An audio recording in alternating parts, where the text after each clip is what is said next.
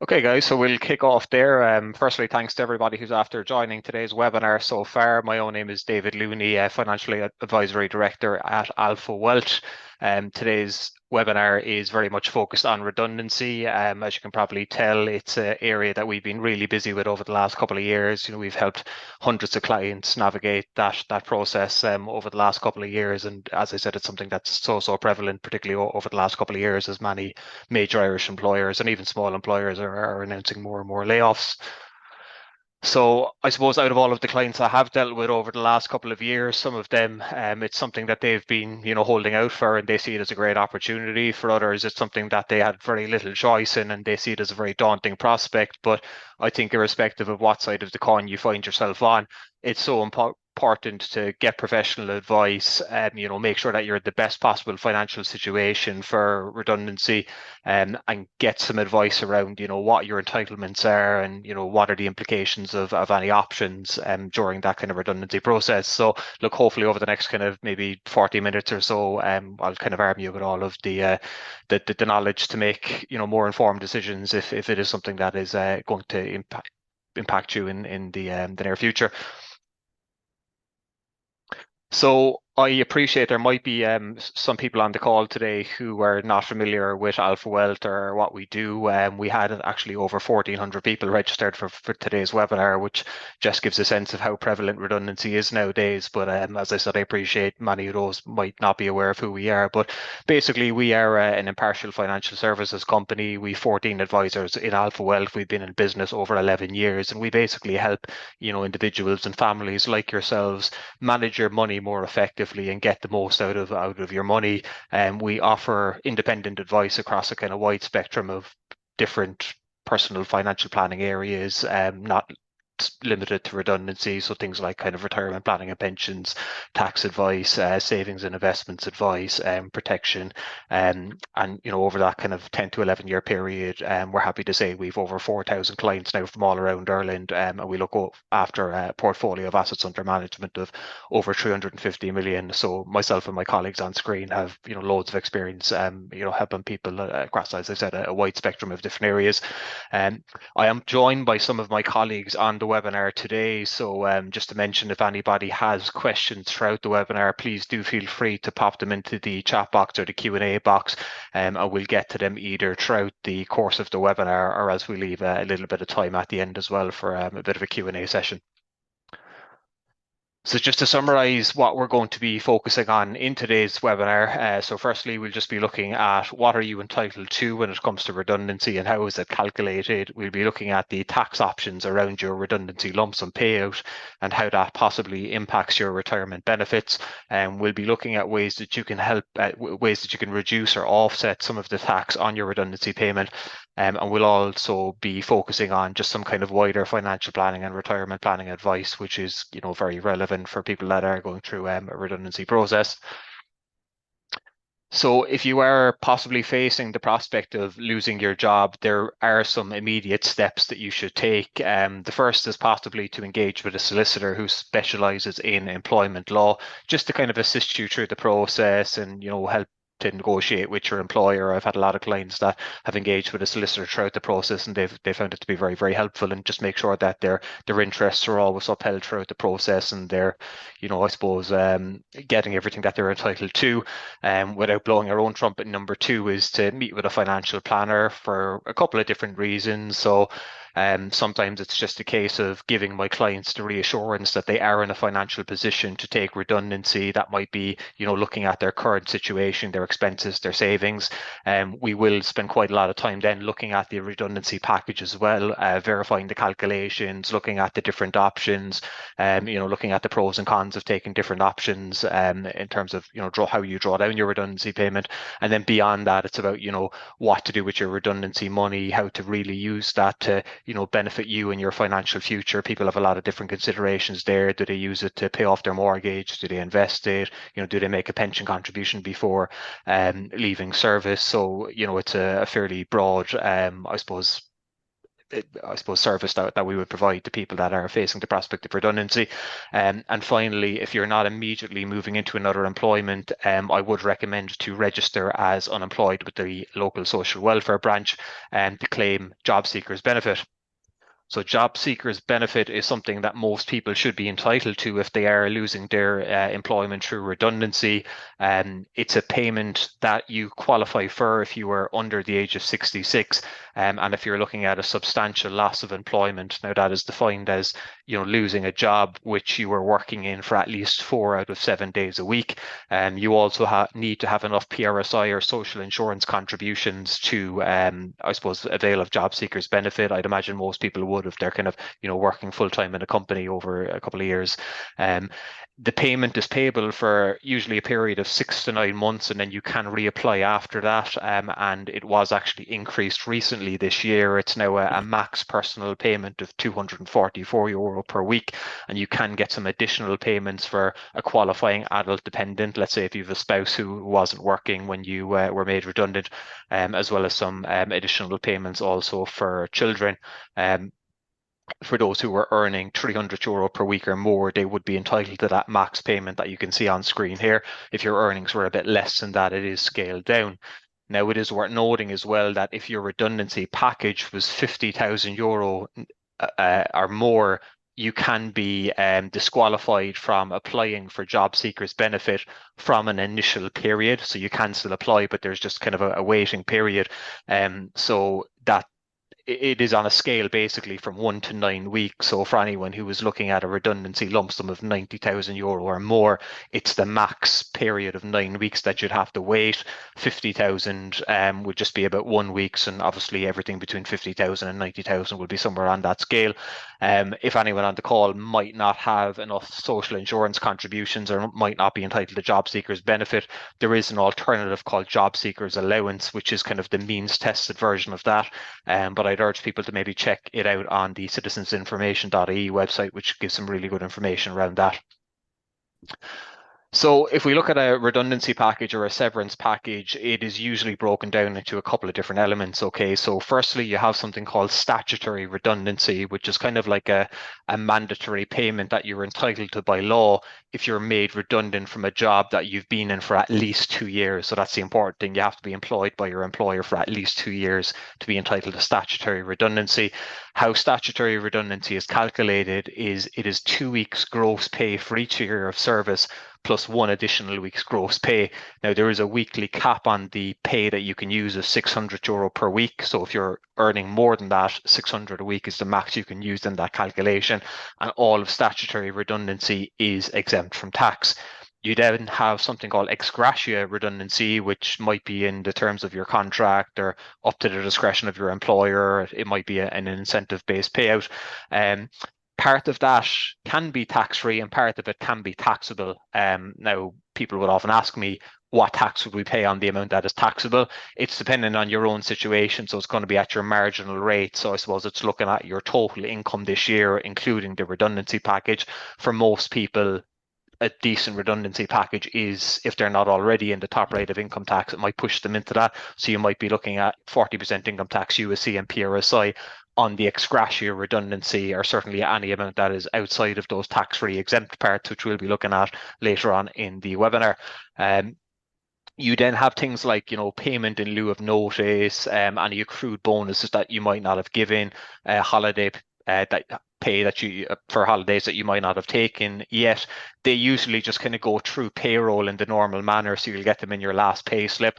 Unfortunately, there's no exemptions with those guys. It's just like normal salary, where they're subject to PAYE, income tax, USC and PRSI.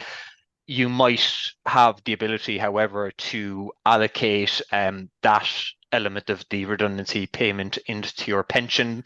The advantage of doing so is that you would shelter that amount from income tax. It is still liable to USC and PRSI, but if you're a top rate taxpayer, you'll shelter that amount from potentially 40% income tax, and then have that sum that would go into your pension and grow tax-free to your retirement. So, I usually do recommend that people explore that, because for a lot of my clients, or certainly the ones that I've been dealing with over the last couple of years, they're looking at a decent redundancy package anyway. They're going to be paying their fair share of tax on it. So we might as well get some of that into a pension to shelter it against tax before the person leaves service. But look, I'll be touching on that in a later point in the webinar as well.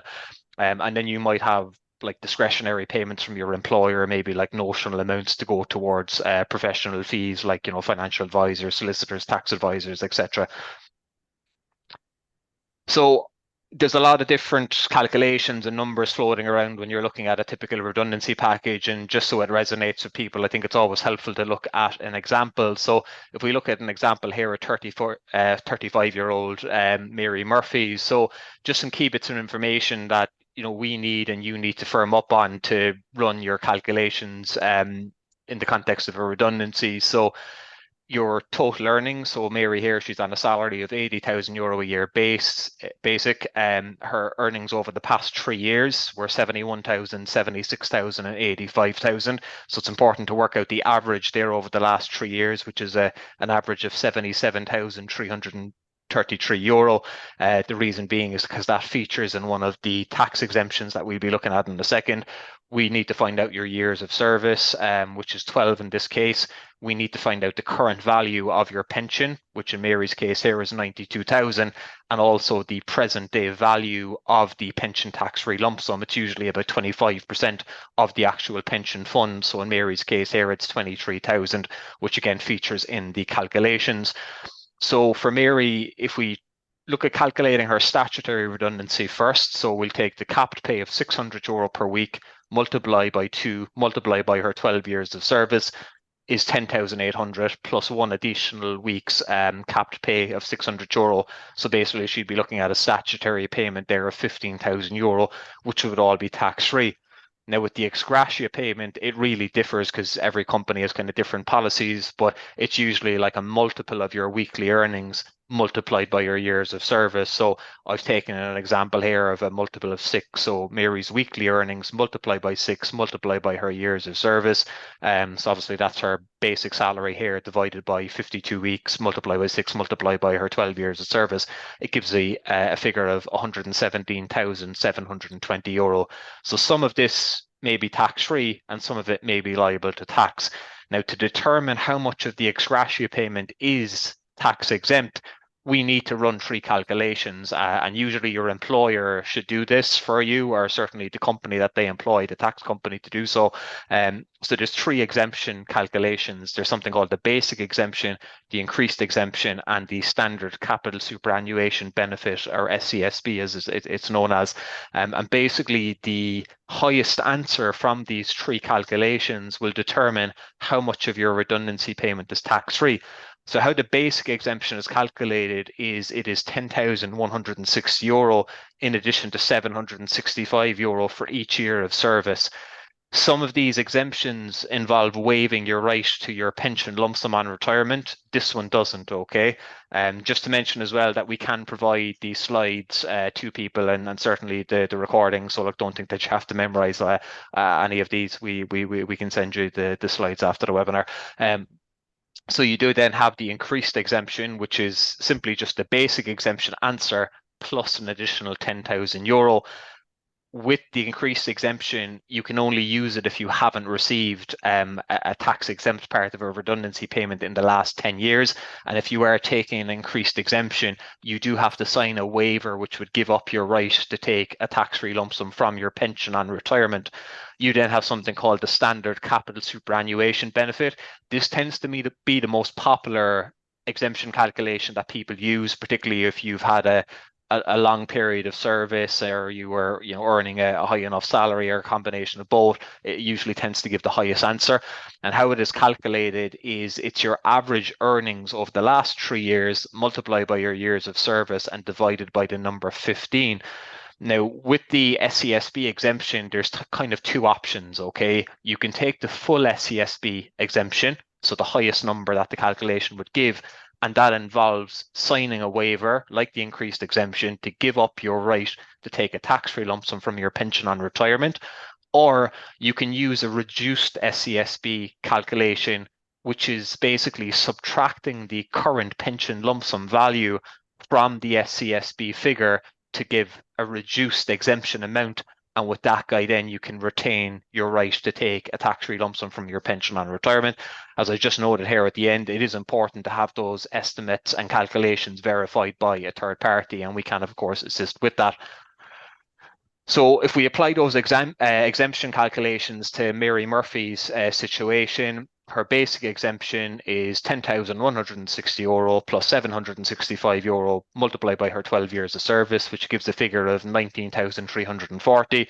So only 19,340 of her 117,000 is tax-free, not a whole lot, so it's unlikely we're going to be using that.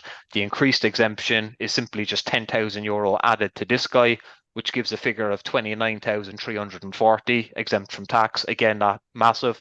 And then the SCSB, as you can probably guess, is going to give us the highest answer.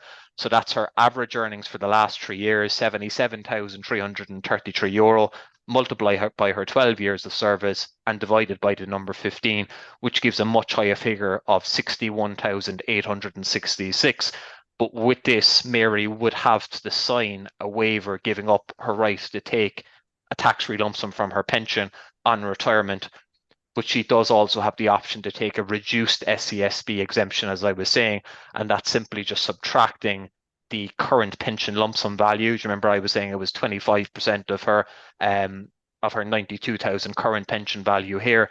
So if we take that away from the SCSB calculation, it gives a figure of 38,866.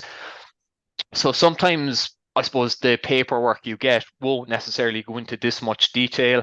Usually it'll just be a case of, do you want to take option A, which will give you X amount and you have to sign a waiver, or do you want to go with option B, which will give you Y amount and you don't have to sign a waiver. But if we look at the highest exemptions here, it's basically 61,866 if signing a waiver, or 38,866 if not signing a waiver. So basically the net payout if we sign a waiver would be €103,776. How I'm getting that is it's the €117,720 here minus the exempt amount, deducting tax, and then adding back on the statutory redundancy, which is all tax-free. Or if we're keeping her right to a pension lump sum, so not signing a waiver, it's going to be a net payout of €91,716. So there's a difference of about €12,000, give or take, between signing a waiver and not signing a waiver.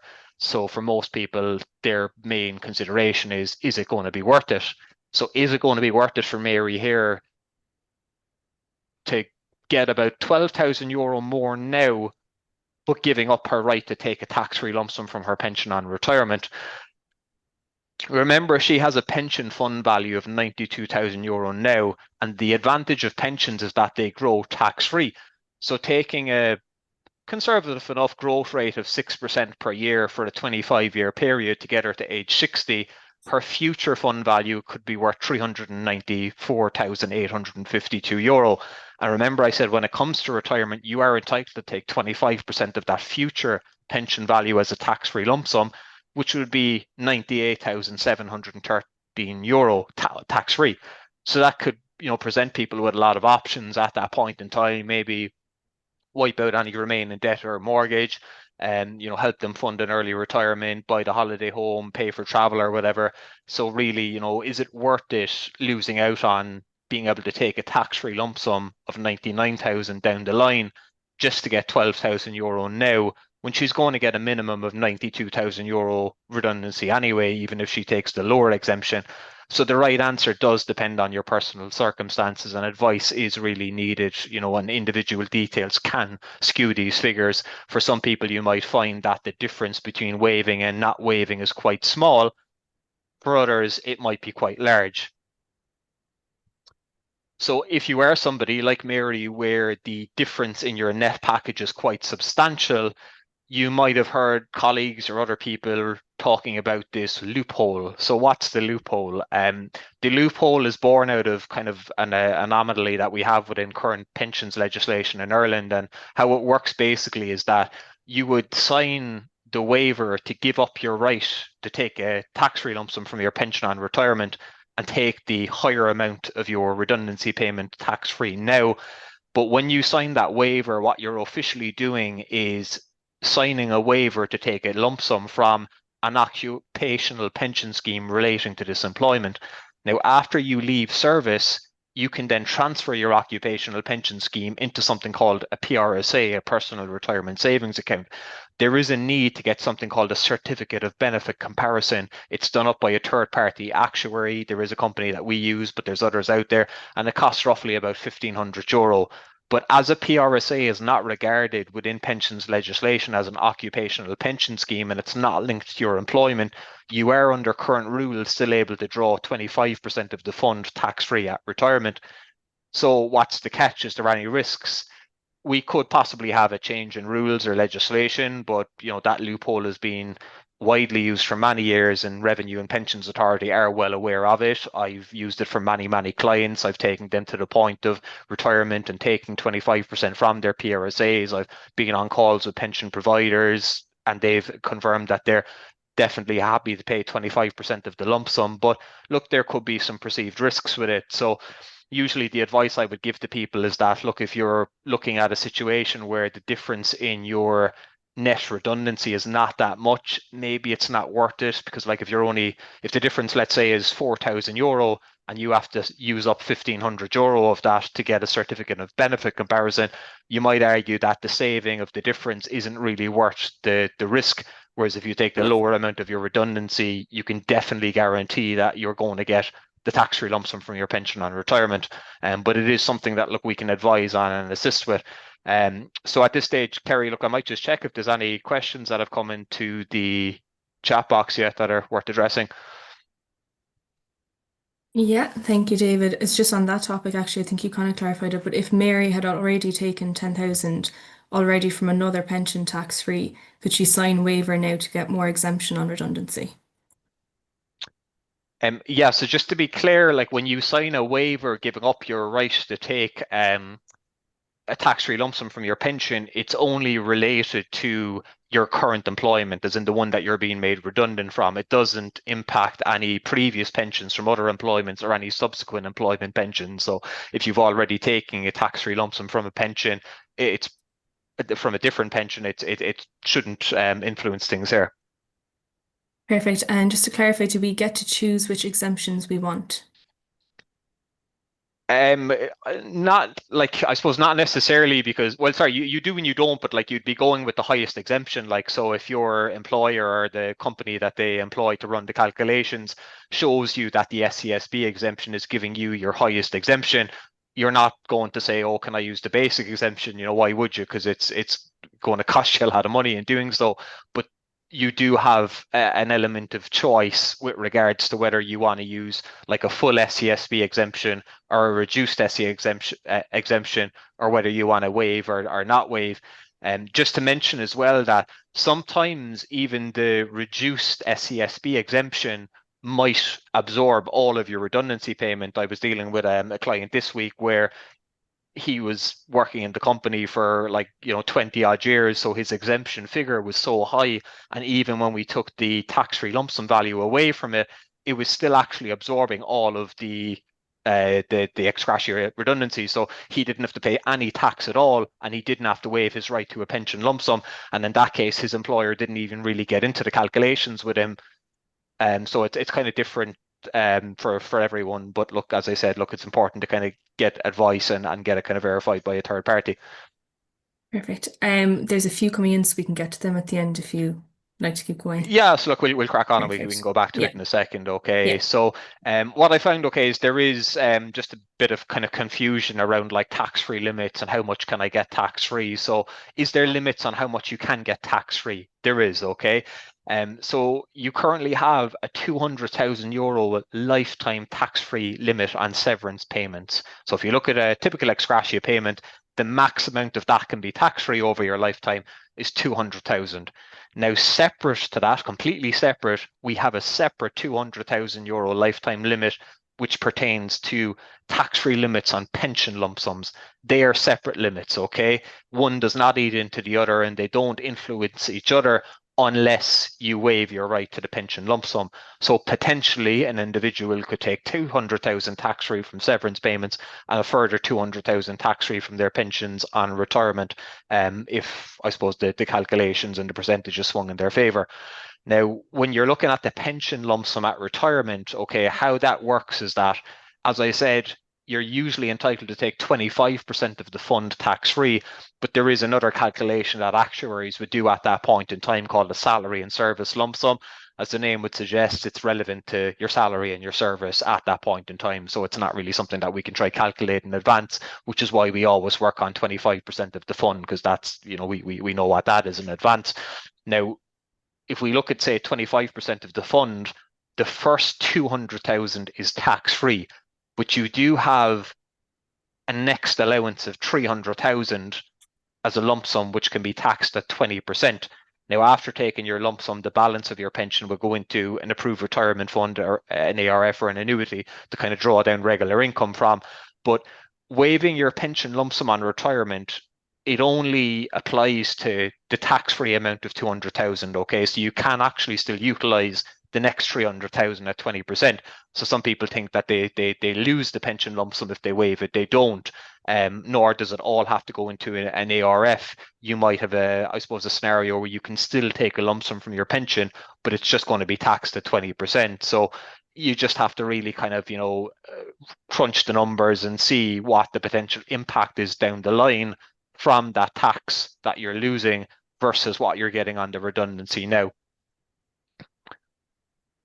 There is two other things that you can do to help reduce tax on your redundancy package. I kind of slightly alluded to one of them at the start of the webinar, in terms of kind of making or asking your payroll department to pay some of your like pile-on or your bonus into your pension before you leave service.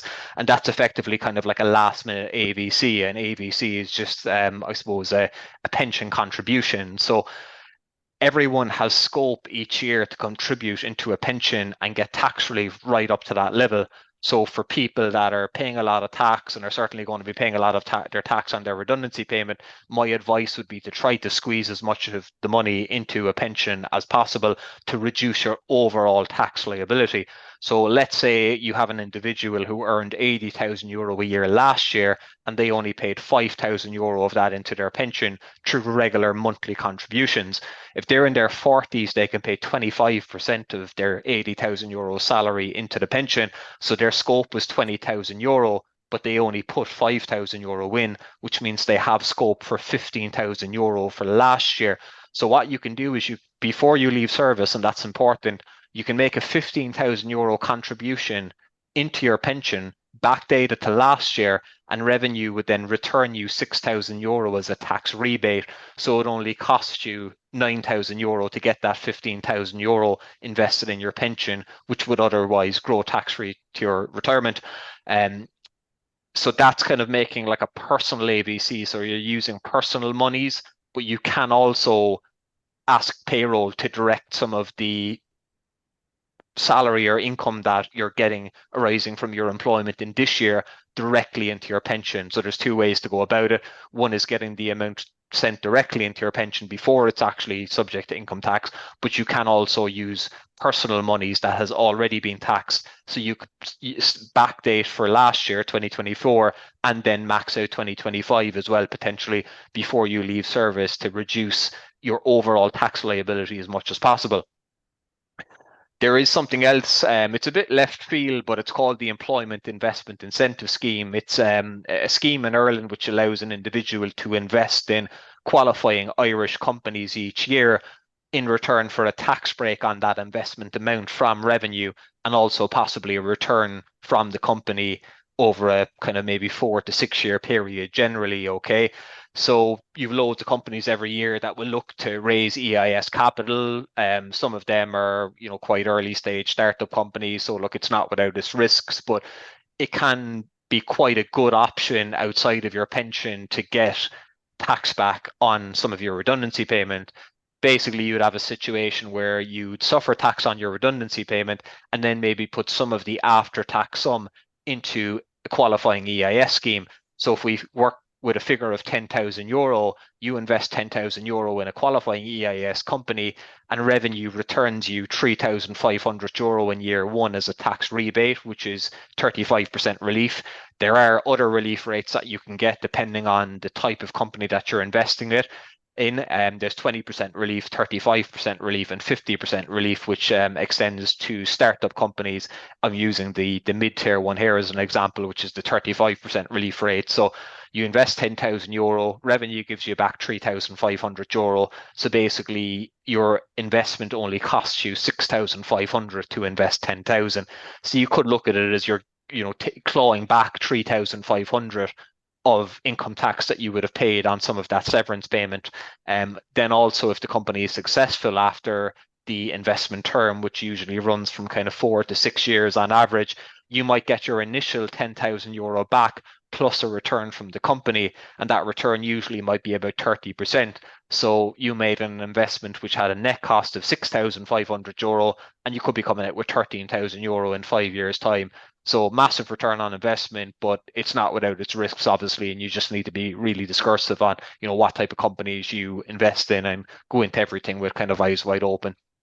And sorry, David, how do you go Yeah. about making an EIS investment? Um, there's a couple of different avenues.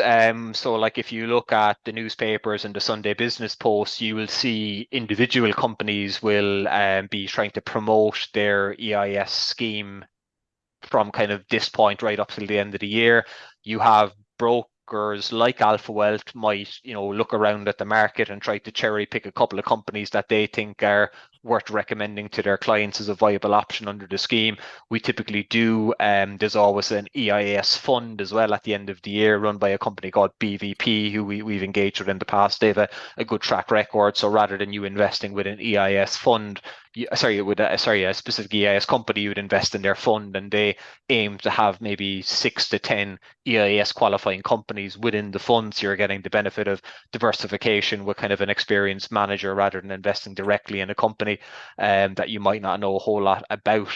So yeah, I mean, look, you can link in with me after the webinar if you'd like, and look, I'm happy to offer a bit more information on that. So what I just want to talk about now is pension options after leaving service, okay? And I think sometimes people get too caught up in the redundancy process, and they often ignore what to do with their pension after leaving service, which can actually just be just as important. You've a massive opportunity as to what you do with your pension after leaving service with your employer. Now, when you walk out the door, usually a couple of weeks later, you should get something in the post or by email, or we can request this for you on your behalf also. It's called a pension leaving service options form, and it'll lay out usually about 3 to 4 options that you have. You can leave the money where it is, so leave it in your previous employer's pension scheme and access it typically at 60 to 65 years of age. That might not suit you because you no longer work for the company. Maybe you don't like the funds that it's invested in. We can obviously review that for you. And also, I suppose there's kind of a lack of control or a lack of transparency. And look, you might want to get access to your pot a bit earlier as well than those scheme rules allow you to do. The second option is to transfer it into your new employer scheme. And that can be seen as advantageous because it kind of amalgamates all of your pensions into one pot. But you can lose a lot of options there as well, because then you're tying up all of your funds into one pension, which you cannot access until a point where you leave or retire from that company. So you lose a lot of options, and you're pushing your money then into something that's quite restrictive again, a limited range of funds. Certain scheme rules apply. The third option is to transfer it into a personal retirement bond or the PRSA that I mentioned earlier. And that's basically kind of moving it into something in your name where we can go pick out the best performing funds in the Irish market rather than being restricted to the limited range of funds that your old scheme provides or your new scheme provides. The advantage there is you have more choice, more control, but also the ability to access that from age 50 onwards. Now, if you're signing a waiver and you want to pursue this loophole that I mentioned, you'd be going for a PRSA. That involves getting the certificate of benefit comparison done up, costing about €1,500. If you're not going down that route and you don't need to pursue that loophole, you'd be transferring to a personal retirement bond, which there's no need to get that certificate of benefit comparison. Only the PRSA is the guide that allows you to take 25% tax-free, even if you waived your right to it during redundancy. Personal retirement bond would also allow you to take 25% tax-free, but not if you waived your right to that in the previous employment. For those people who have been in a company scheme for less than 2 years, you also have an option to take a refund of your contributions, less 20% tax. And that could be quite favorable if you're a 40% taxpayer, because if I've been working with a company for a year, let's say, and I know I'm going to be made redundant in 6 months' time, I could max out my pension over the next 6 months, get 40% relief on all of my I get 40% tax relief on all of my contributions in, and then I get to take them all back out, less 20%. So I'm up 20%, everything else being equal. What I would stress to people during this process, and why I describe it as being a big opportunity, is that not all pension funds are the same, okay? The advantage of using a company like Alpha Wealth is we are an impartial pension provider. We deal with all of the main pension providers in the Irish market, and we have no vested bias recommending one over another. Whereas usually with an employer pension scheme, you're only dealing with one fund manager, and there might be a limited range of funds. You might have 2 low-risk funds, 2 medium-risk funds, 2 high-risk funds, and they might be really underperforming. And that also might be the case in the new scheme. Whereas if you keep your money separate in like a PRSA or a personal retirement bond, we can seek the best performing funds in the market. What I've just shown on screen here is a comparison of a couple of different risk level 5 funds. So all of these funds are the same risk band. That's 5 on a scale of 1 to 7. The reason I've chosen that is it tends to be the most popular risk level for a pension fund in the Irish market today. So you have Zurich, Aviva, Irish Life, New Ireland, Standard Life, and Mercer. 6 completely separate companies, all same risk level. Zurich, over the last 5 years, their Prisma 5 fund has returned 68%. So it's leading. If you look at the others, 49%, 46%, 56%, 42%, 57%. So there's a massive difference between the returns that Zurich's fund is returning for investors within that fund as opposed to the others. So you have an opportunity to seek out the best performing funds once you leave a company. Just to reinforce that further, I've shared a completely separate independent fund ranking from a company called Rubiconic. So you've all the different fund managers here in the Irish market. Zurich's 2 most popular funds are here at the bottom. And what it does is over a period of 3 years, right up to 20 years, it shows the return, and then it shows where those funds have ranked from 1 to 13, 1 being the best, 13 being the worst. Over 3 years, Zurich are second and third best. Over 5+ years, they're first and second, first and second, first best, first best. So you have a completely independent company here basically telling you that Zurich fund managers have produced the best returns consistently in the Irish market over the last 20 years. So if you are with any of these other fund managers, you're potentially leaving growth on the table. Now, you might think that 2% per year difference isn't that much and it's not really worth your time doing something about it. I can assure you it is, because €50,000 growing at 4% per year for a 30-year period would come out to a figure of €162,170 over that 30-year period with compound interest. However, if we just get an excess 2% per year and we're looking at a 6% growth rate over the same period on the same sum, you'd be looking at a final fund value of €287,174. So even though today's webinar is very much focused on redundancy and the implications and the costs and the mistakes, ignoring a proper review of your pension funds could literally cost you hundreds of thousands of euro. And one thing we do in Alpha Wealth is review pensions and give people this independent advice to make sure the pension pots they're working very hard to accumulate are in the very best place, because the higher the fund value you have at retirement, the more comfortable of a retirement that you can have. And sorry, David, just a quick question there on that. Can we move our pension fund to any other company or personal PRSA while working for the company? No, No, see, this is why I'm saying it's an opportunity. So only when you leave a company do you have the ability to move that pot to another provider, because most company pension schemes, they already have a set limited range of funds that you can choose, and that's it. Um, yeah, so is there any other questions there, Kerry, that are worth addressing before we move on? Um, just on the EIS, is there a limit to how much anyone can invest in EIS? There is, it's quite high, but usually you might limit it at any income that's subject to 40% income tax. So like if 20,000 euro of your overall income was subject to 40% income tax last year, then that's probably only the amount that you would invest in EIS. It wouldn't make sense you investing 50 grand, because the bulk of it, you wouldn't be getting tax relief on it because you hadn't paid the equivalent tax rate on that amount.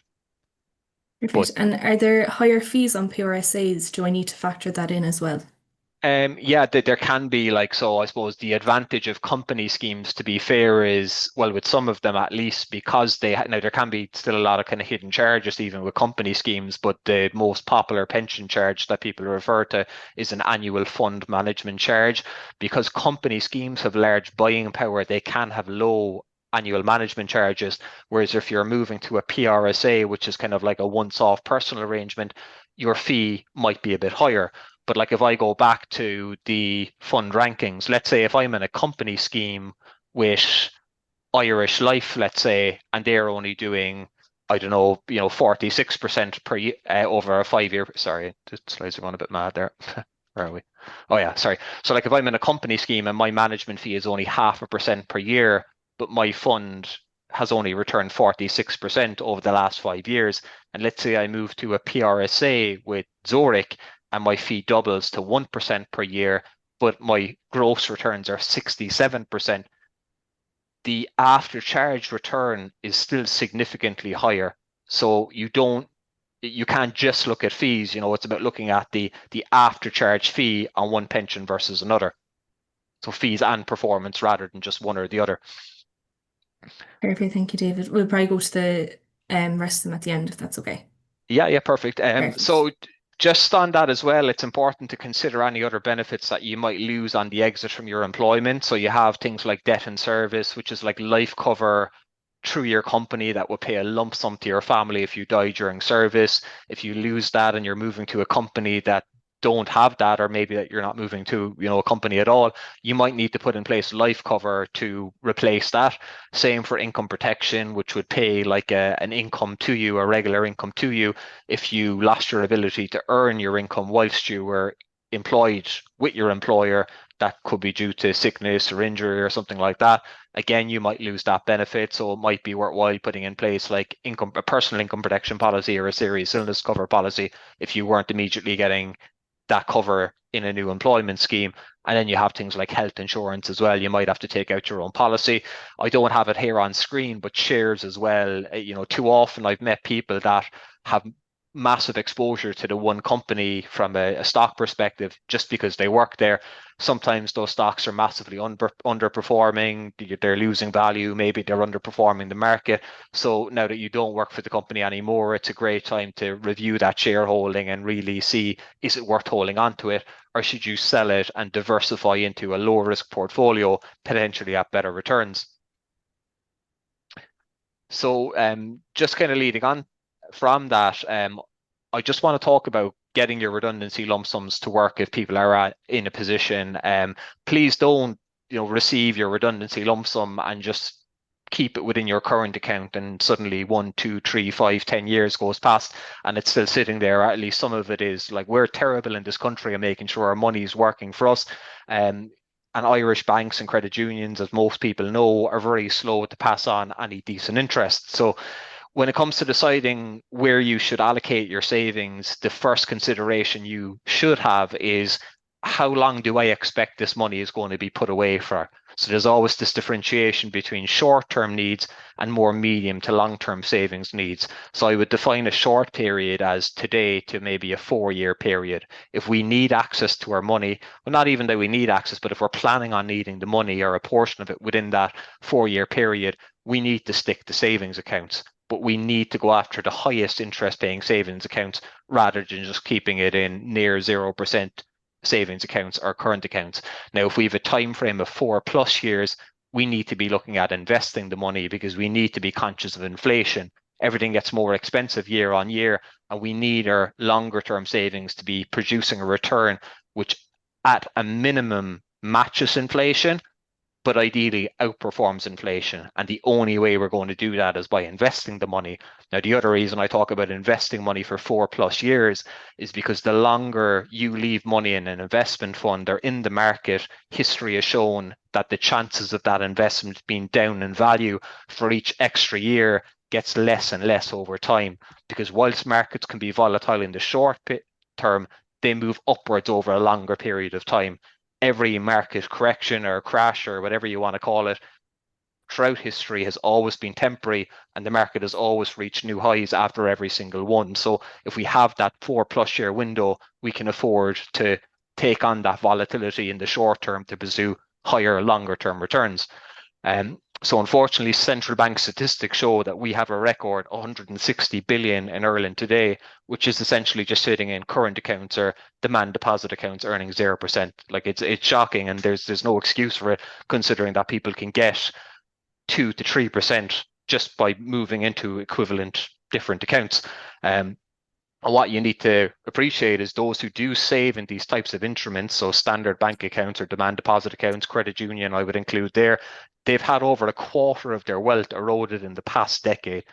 Can you imagine, how much effort and work you put into to making your money, and you're accepting a quarter of your wealth just, vanishing over a 10-year period just for doing nothing with your savings? It's crazy stuff. So if we focus first on short-term savings, there are great high-interest paying bank accounts that are out there, even for the people that can't commit to longer-term investment plans. Raisin is an option that I talk to clients quite regularly about. Raisin are fantastic. They're an Irish savings provider, but they allow you to benefit from bank interest rates outside of Ireland. So you could have money with a Swedish bank or a French bank, a Latvian bank, all through Raisin's platform. Now, Raisin are a regulated provider here in Ireland. They're very reputable, and you never have to engage with these banks. You engage with Raisin, who are based here. They have a good customer service team here, and you can get quite good interest rates. So they have two different options. They have something called a demand deposit, which is the one where you can put money into at any stage and take money out at any stage, and you can get an interest rate currently of 2.12% for that. So if you want a demand deposit account with a credit union, 0% interest. If you want a demand deposit account with an Irish bank, probably 0.1% interest. Just by spending about 10-15 minutes setting up the Raisin app, moving your savings over to it, you can get your savings earning 2.12%. Now, people might be a bit cautious of where that money is. You can see exactly where it is. It's in a Swedish bank called TF Bank. They're a AAA credit rated bank. That's the highest possible credit rating a bank can have.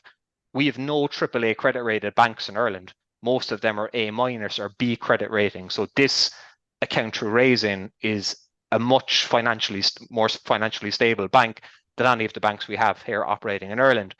If the unlikely event presents itself where that bank was to fall into difficulty and go out of business, which is near on impossible in my opinion, you have something called the EU Deposit Guarantee Scheme. It's the same situation we have here in Ireland, where your money is insured by the government up to a certain level. In certain countries, it's 85,000 euro. In countries that use the euro, in Ireland, it's 100,000 euro. So you're getting the same guarantee with a stronger bank, much better interest rate.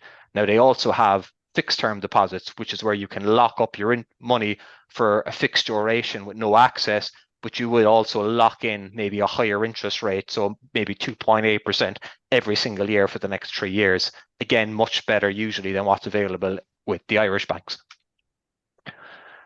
So looking at more medium to long-term savings then, as I said, we do need to look at investment plans to make sure that the money is growing and outperforming inflation. So usually you'd be expecting returns there much higher than the 2-3% I'm showing you at Raisin. It would be more in the region of about 5 to 10%. They can be accessible. They allow you to benefit from compound interest, which is very important. The funds are very well diversified. They're flexible in that you can alter how much is going in there, increase, decrease, stop, restart, etc. And there's loads of different options within that space within Ireland. Now, I appreciate that not everyone is an expert in this. So to make things a bit more accessible, we launched something a couple of years ago called the Savings and Alpha Savings and Investment Club. And it basically allows our clients to save into the same savings and investment plan that I'm saving into, that many of my colleagues here in Alpha Wealth are saving into, and most of our 4,000 clients are saving into successfully over many, many years. It's using the best savings funds in the Irish market. Now, you can pay into this fund on a monthly basis from as little as €100 per month, or put a lump sum into it, or a combination of both. It's very flexible, so you can access it at any time with no penalties. There's no specific term, so it's an open-ended term. You can take the money out whenever you want or leave it running indefinitely. As I said, we do recommend, though, that you at least try to give it the 4 years. And you've loads of different risk levels, okay? So people have this misconception that you either sit in cash or else you put your money into something where you could lose everything. And that couldn't be further from the truth, because you can control the risk level you take. Our investment risk and return scale in Ireland or in the European market, it goes on a scale of 1 to 7. So your options aren't to go from 1 right up to 7. You can go into a low to moderate risk fund. You can go into a moderate risk fund. So when I talk about risk, I talk about something called volatility, which means how much something can rise or fall within a given year. Risk and return are very correlated, but the longer the time frame we have, the more up that risk scale ideally we should be. And we do set up these investment plans at the lowest fee structures in the Irish market. We even give you 101% allocation on your savings to cover the government levy of 1%. So all of your money is invested. Now, just to give people some information on exactly what's under the bonnet, I mentioned earlier that Zurich are outperforming every other provider in the market for pension funds. And as you can probably guess, they're also doing that for savings and investment funds, which is why we use Zurich quite a lot for our savings and investment policies within Alpha Wealth. We're not tied to them, but as an impartial broker, we can give people a full market offering and go with the best performing funds in the Irish market. One of Zurich's medium risk funds that we use, so it's a risk profile 4 on a scale of 1 to 7. It's a fund called the Balance Fund. Diversification is very important for investment success. This fund has nearly 700 assets within it, massive levels of diversification. A long-term track record is very important.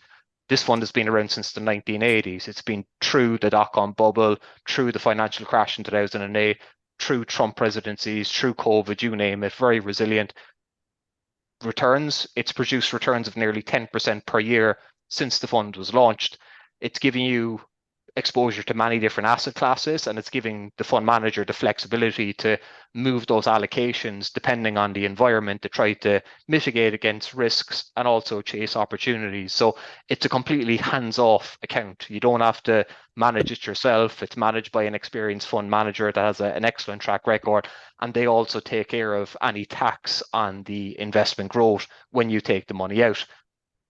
So this would be a fantastic option for people who want to get not only their redundancy money working longer term, but not only their redundancy money is working harder for them, but also maybe some of their kind of regular savings as well. So look, I'm happy to talk to people about that on a one-to-one basis after the webinar if they'd like to engage. So just on that, we do offer people full financial planning consultations in Alpha Wealth, where we would give you assistance not only with redundancy, but any areas within that kind of personal financial planning space. So savings and investments, retirement planning and pensions, saving money on insurances, affecting certain insurances like life cover and income protection, like I mentioned earlier. And we have a couple of different service offerings on our website. We have our core review and our platinum review, which are kind of comprehensive financial planning I suppose services. They're basically a process rather than a meeting, I would describe it as. But then we also have complimentary consultations for individual product needs. So if you're somebody who just wants to set up a savings plan, you're somebody who just wants to take out life cover, and also for company and business owner specific financial consultations as well. The best way about going going about booking in is to visit our website, alphawealth.ie, or you're welcome also to reach out to me, and my details are on screen there.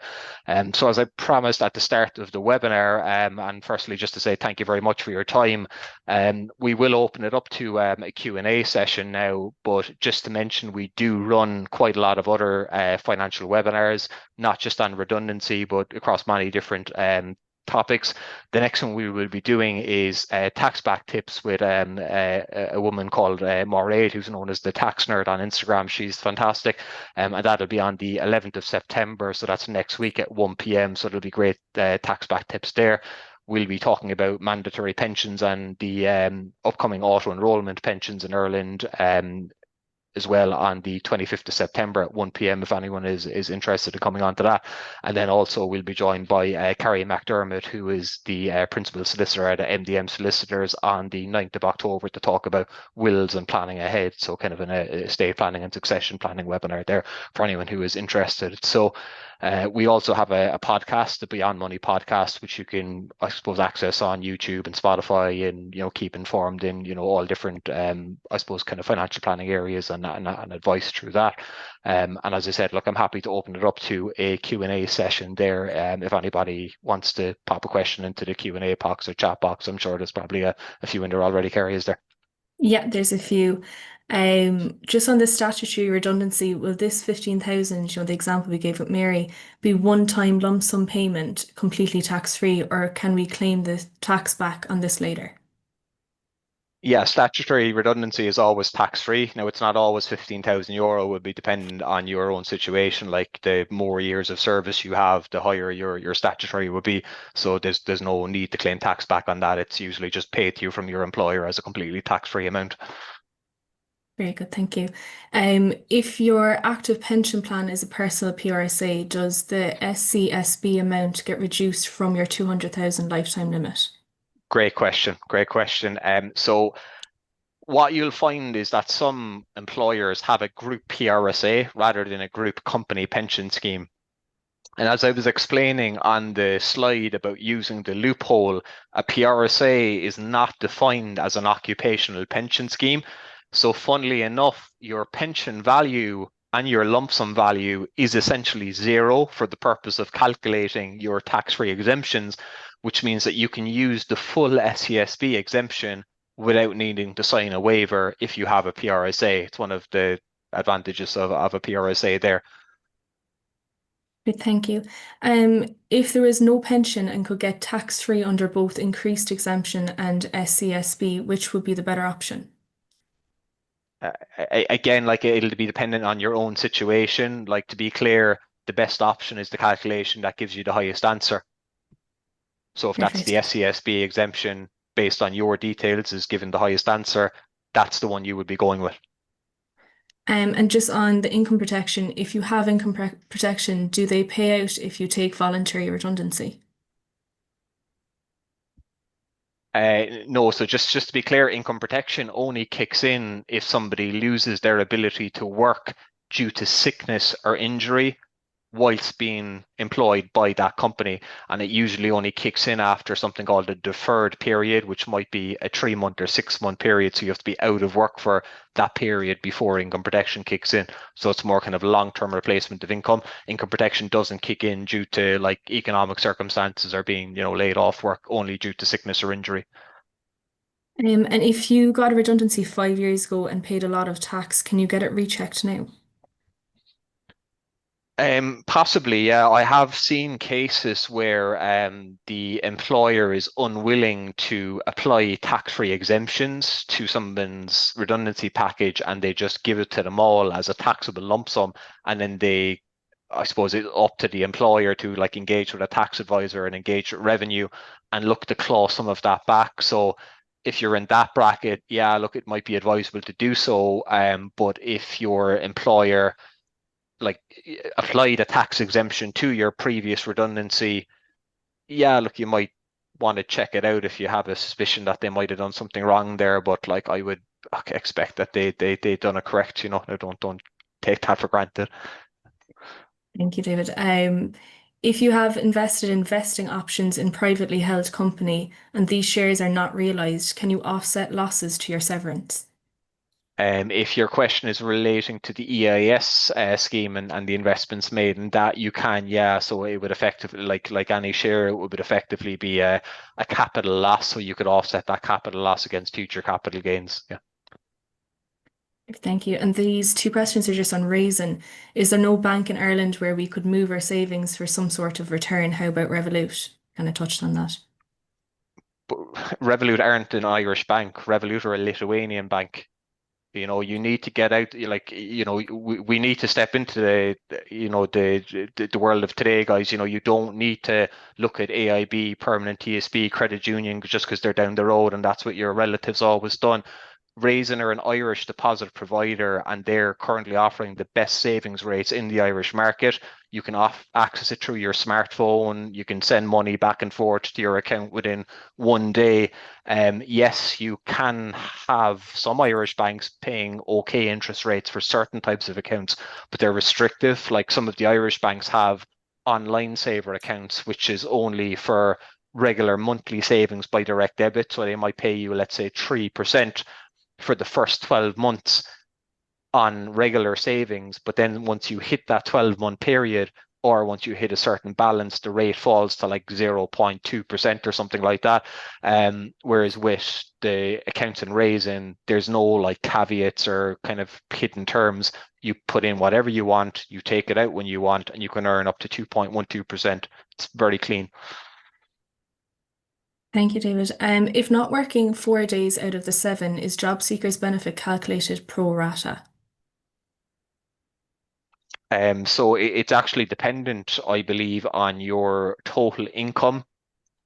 Now there might be, maybe they do look at hours worked as well. The best thing to do there, like what I can tell you basically, is that the higher your income is, the more likelihood that you'd get the max amount, which is €240 per week per adult, but they might also apply a deduction if you're working part-time.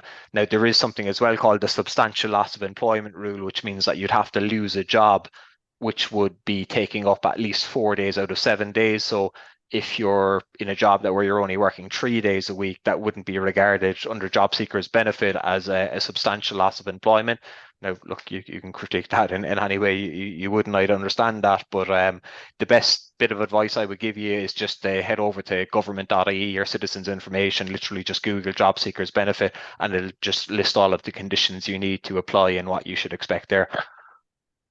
Perfect. Thank you, David. A lot of the questions coming in are quite specific, so we would recommend contacting you personally for specific questions. Yeah, look, I suppose I'm Yeah. just kind of conscious of time, and I do appreciate everyone's time for coming on the webinar and for sending in your questions. Look, it's great to have the engagement, but look, what I would suggest is my contact details are here on screen, so people are more than welcome to contact me by email. You know, you're more than welcome, obviously, to book into my diary as well through the website. Look, and we'll look after you there on a one-to-one basis. Perfect. Perfect. So thanks to my colleague Kerry who assisted with these lovely slides and the questions as well. And as I said, look, massive thanks for everyone who took the time to come on. Look, I hope you found it helpful, and look, best of luck, obviously, for the future, irrespective of I suppose what position you find yourself in.